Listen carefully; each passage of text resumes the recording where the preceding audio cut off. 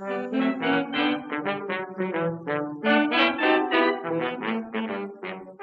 story of the Firestone Tire and Rubber Company of Akron, Ohio, begins in 1900.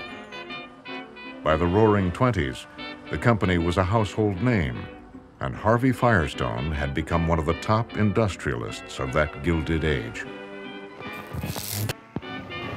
There are few people who realize the importance of rubber and what it means to our commerce and welfare.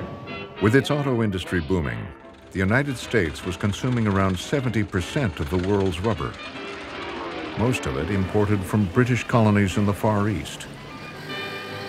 Harvey Firestone was determined to find his very own source of rubber.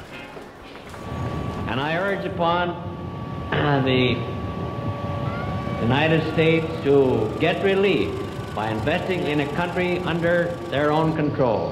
This can be accomplished in Liberia.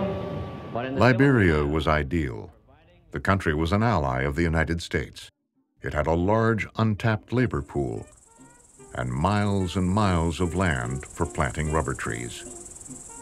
The 90,000 acres was divided into 45 divisions.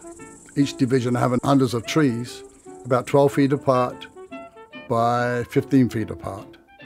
So you had 8.5 million rubber trees, all in rows.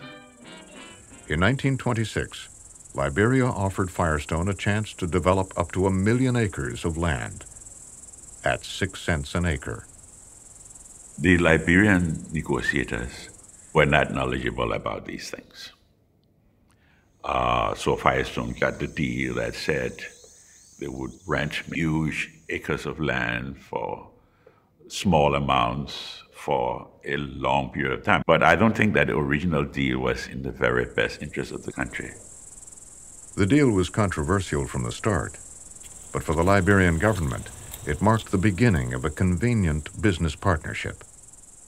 Firestone was huge in every way, and the revenues were absolutely crucial. So what would happen would be that the government, when it ran out of money, would anticipate the revenues.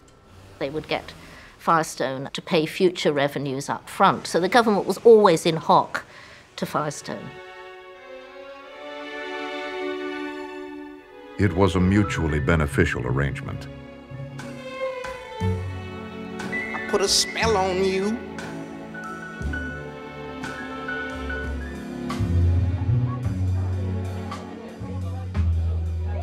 Firestone eagerly courted Liberia's elites, holding parties like this one, where management invited Nina Simone to sing.